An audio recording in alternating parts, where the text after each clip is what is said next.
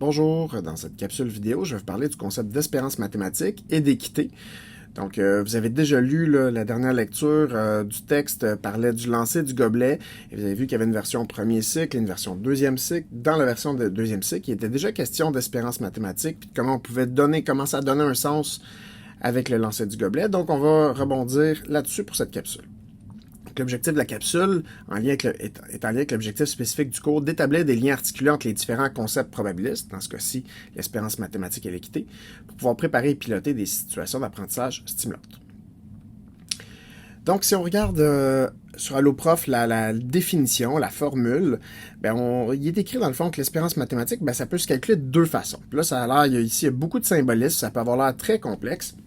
Mais dans le fond, ce qu'on regarde, c'est que le symbole ici d'espérance, le E majuscule, c'est la probabilité d'un événement X1 fois l'événement en tant que tel, le résultat auquel on s'attend, plus la probabilité d'avoir un événement 2 fois ce qui se passe s'il y a l'événement 2, etc. Donc, à chaque fois, dans le fond, c'est un événement qui se produit, donc si c'est par exemple si on l'amène à un contexte de jeu, donc l'événement 1 c'est de gagner 2$, c'est la probabilité de gagner 2$, puis fois le gain de 2$. S'il y a un autre événement qui fait perdre 3$, la probabilité de perdre 3$ fois moins 3$.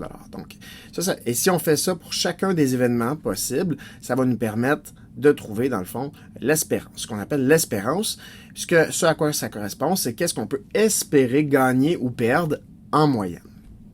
Et il y a aussi une deuxième formule ici, où c'est à peu près le même principe, mais on enlève un M à la fin, qui est la mise. Donc ici, il faut comprendre que dans la première formule, en fait, chacun des X1, X2, Xn, on dit ici chacun des Xi correspond à un résultat obtenu, résultat auquel on a déjà soustrait la mise initiale. Donc ici, ce sont comme les gains nets ou les pertes nettes. Donc au jeu, s'il y a une mise, donc si par exemple ça coûte 1$ jouer un jeu, puis là ici on parlait d'un gain de 2$, en fait le gain net est de 1$ parce que tu t'as misé 1$ au départ, tu as payé 1$ pour jouer. Puis si tu gagnes 2$, tu as fait finalement un profit de 1$. Si on avait ici un deuxième événement, j'avais dit une perte de 3$, en plus de la perte de 1$ dans le fond qui est d'avoir payé la mise. Donc si on va avoir une perte nette de moins 4$ par exemple. Puis à chaque fois, on prendrait ces gains nets-là, ces pertes nettes-là, fois les probabilités d'avoir ces gains nets ou ces pertes nettes-là. Ici, la deuxième formule, c'est à peu près le même principe, mais à la place, chacun des XI, ici, on dit que c'est un résultat obtenu auquel on ne soustrait pas la mise initiale. Donc, ce sont vraiment les gains bruts, si on veut. Puis à la toute fin, on irait chercher la mise, on irait l'enlever à la fin. Puis là, on nous dit les deux formules présentées ici haut donnent le même résultat. Donc ici, justement, si on veut donner du sens à la formule ou les formules, on peut se demander est-ce que c'est pertinent de les enseigner les deux. Dans certains cas, il y a une formule qui peut être plus simple à utiliser directement, ou une ou l'autre, mais les deux sont vraiment équivalentes. Donc d'avoir ici l'espérance, c'est le gain net fois la probabilité, plus le perte net fois la probabilité, etc. Ou d'avoir le gain fois la probabilité, plus la perte fois la probabilité, puis d'après enlever la mise, ça revient exactement à la même chose. Et là, je vous demanderais, dans le fond, dans un jeu où on sait que l'espérance mathématique, c'est 2$, qu'est-ce que ça représente, cette valeur-là? Qu'est-ce que ça veut dire dans vos mots? Donc, l'espérance mathématique, si on sait que c'est 2$, cette valeur-là, c'est qu'est-ce qu'on peut espérer gagner en moyenne. Donc ça veut dire que si je joue, peut-être que dans ce jeu-là, en fait, des fois, je vais gagner 1$, des fois, je vais perdre 3$, mais en moyenne, si je regardais, je peux espérer gagner 2$ à chaque partie, dans le fond, c'est une moyenne théorique. Donc, c'est ça que ça veut dire l'espérance. Puis cette espérance-là peut être un nombre positif, peut aussi être un nombre négatif. Donc, si on revient avec l'exemple de la situation du lancer du gobelet, donc vous aviez vu les ressources déjà là, avec la lecture du texte que j'ai écrit avec Guy Picard et Simon Lavallée. Puis, il y a le lien ici, en fait, les liens raccourcis vers le diaporama de deuxième cycle et du guide d'enseignement. Puis, ça permet de voir, dans le fond, cette situation-là permet de voir que les deux formules sont équivalentes. Il y a même un exemple de bilan financier. Donc, le bilan financier, ben, c'est un certain nombre de fois où le gobelet est tombé debout, un certain nombre de fois qui est tombé sur le côté, un certain nombre de fois qui tombe à l'envers, puis à chaque fois, les gains ou les pertes nettes associées. Et là, si on fait ce bilan financier-là, on a gagné, disons... on a gagné 37 $ sur 100 parties, ben ça reviendrait à 37 sous en moyenne par partie, par exemple. Donc, ça revient finalement à une moyenne pondérée. Donc, on fait un bilan et qu'on ramène dans le fond sur le nombre total de parties jouées, si on fait le bilan financier. Puis, donc ça, le bilan financier est comme basé sur des statistiques, des essais qui ont été expérimentés. L'espérance mathématique, c'est un concept qui est théorique. Donc, qu'est-ce qu'on peut espérer avoir en théorie? Donc, la moyenne pondérée, en fait, l'espérance mathématique est une moyenne pondérée. Si je reviens en arrière, c'est vraiment un gain net fois la probabilité d'avoir ce gain net-là, la perte nette fois la probabilité d'avoir cette perte nette-là. Donc, à chaque fois ici, les probabilités ici m'amènent à des pondérations. Donc, si j'ai 70% d'avoir ce gain net-là et 30% d'avoir une perte nette, ben ici, ça vient pondérer. Donc, c'est pas moitié-moitié. Donc, il faut que je tienne compte de cette pondération-là qui s'appuie sur les probabilités de la situation. Donc, il y a dans certaines ressources, comme des cahiers d'apprentissage, par exemple, il y en a qui vont faire la distinction entre l'espérance mathématique et l'espérance de gain. Il n'y a vraiment pas de consensus là-dessus, donc elles peuvent être utilisées, dans le fond, comme des synonymes. Donc, pour moi, l'espérance mathématique, c'est équivalent à l'espérance de gain, donc ce sont des synonymes. Maintenant, l'équité.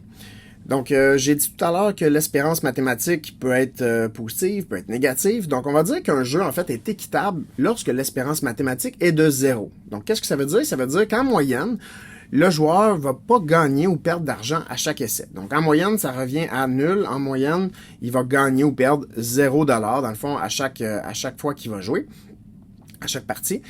Donc, ça, c'est le principe où on va dire le jeu va être équitable. Hein, c'est équitable. Donc, en moyenne, on ne gagne pas, on ne perd pas d'argent. Donc, il va arriver des parties où il gagne, des parties où il perd. Mais si on regarde tout ça globalement, en moyenne, il ne perdrait pas d'argent. Alors que quand l'espérance mathématique va être négative, donc inférieure à 0, ben ça signifie qu'en moyenne, le joueur va perdre de l'argent à chaque essai. Encore là, ça se peut qu'il gagne de temps en temps, qu'il perde de temps en temps, mais globalement, théoriquement, il perd en moyenne à chaque essai. Donc, ce montant perdu-là à chaque essai va être en moyenne égal à l'espérance. Et quand l'espérance, en fait, est plus grande que 0, ça signifie qu'en moyenne, le joueur va gagner de l'argent à chaque essai. Et ce montant gagné-là à chaque essai va être en moyenne égal à l'espérance. Donc ici, on va dire que dans ce cas-là, le jeu est équitable. Ici, on va dire que le jeu est défavorable aux joueurs. Et ici, on va dire que le jeu est favorable aux joueurs.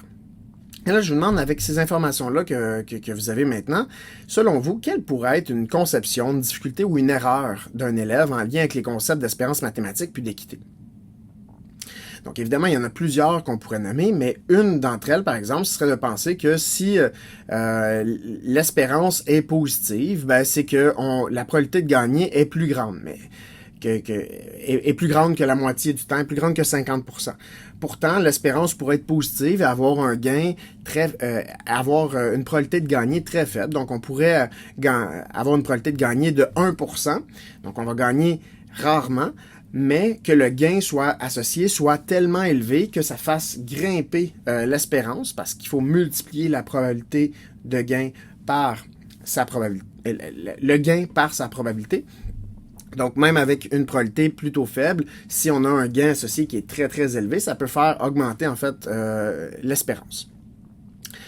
Et il y en aurait plusieurs autres possibles, des conceptions, difficultés ou erreurs.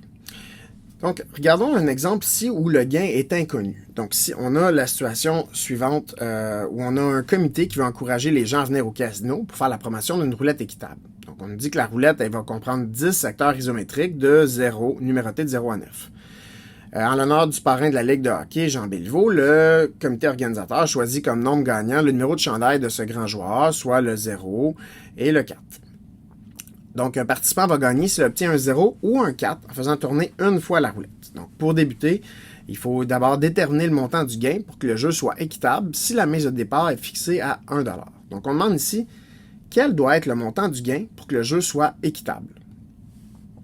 Donc, pour que le jeu soit équitable, ce qu'on va avoir, c'est une espérance mathématique égale à 0. Donc, ce qu'on va faire, c'est utiliser la formule qu'on vient de voir. Donc, l'espérance mathématique, c'est égal au gain fois la probabilité, plus la perte fois la probabilité. Puis, je vais prendre ici moins la mise. Donc, si je ne prends pas les gains nets et les pertes nettes, parce que j'ai la mise qui est déjà ici isolée, dans le fond, qui est 1$. Donc, je vais la garder isolée pour l'instant.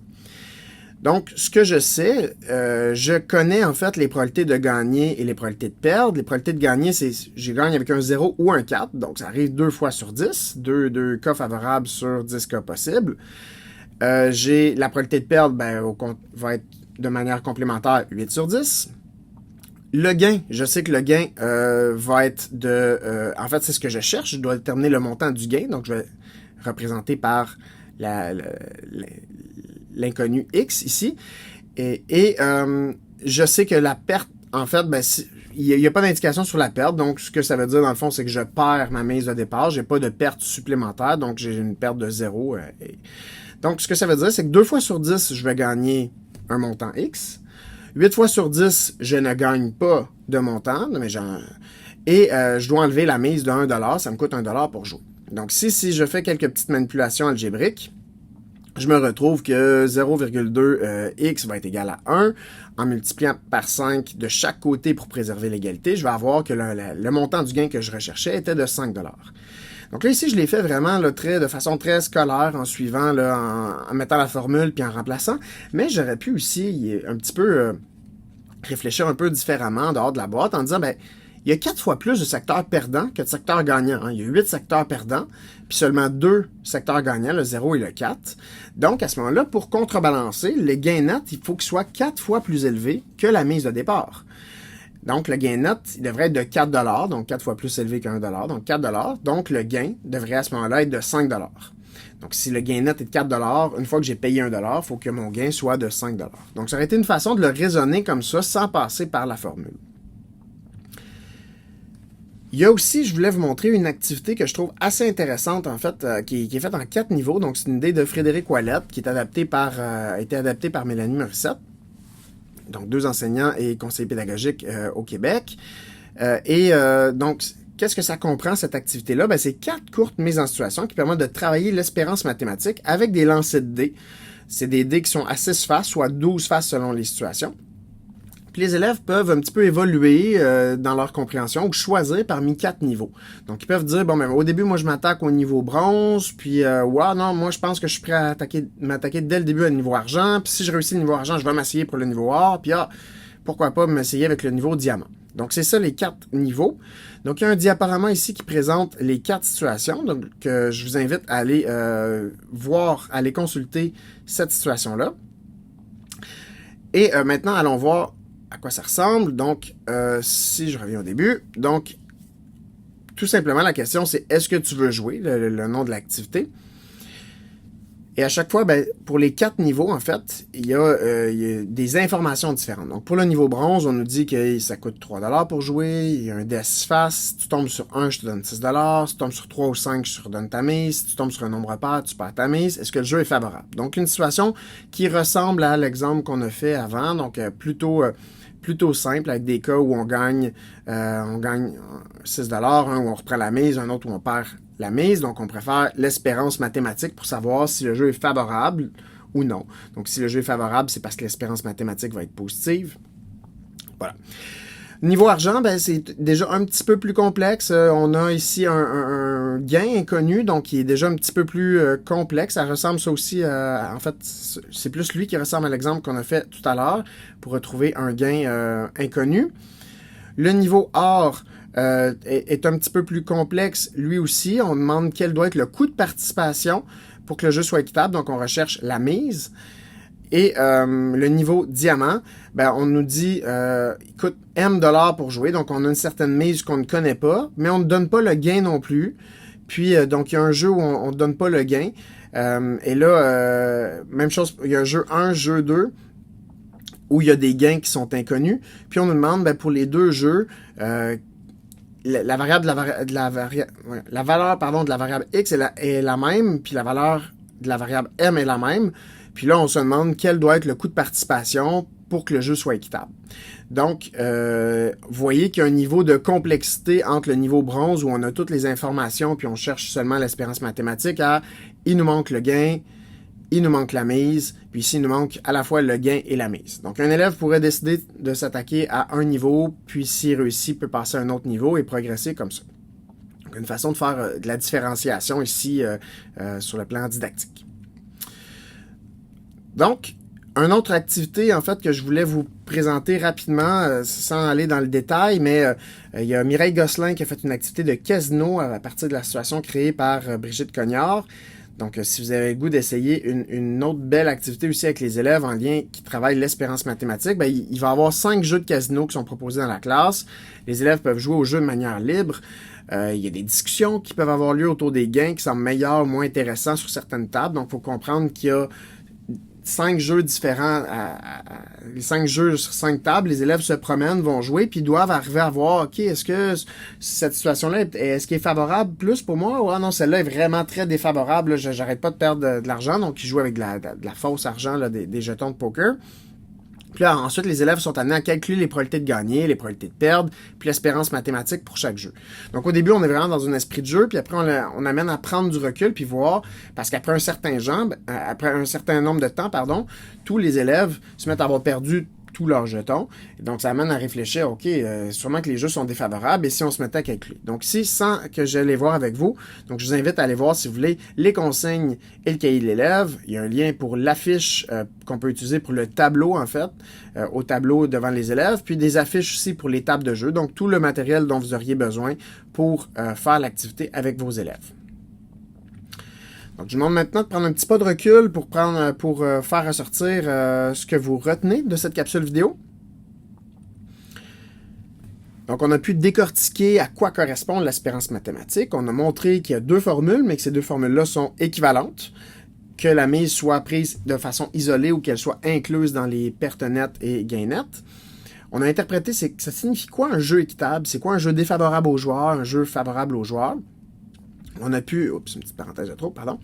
On a pu calculer des mesures manquantes en lien avec l'espérance mathématique, puis on a fourni quelques ressources pour donner du sens à l'espérance mathématique. Donc voilà, j'espère que ça vous a plu. Donc vous pourrez continuer à consolider ces notions-là d'espérance mathématique en lisant le chapitre 9 du livre, puis en allant faire quelques exemples quelques exercices sur Desmos. Donc merci.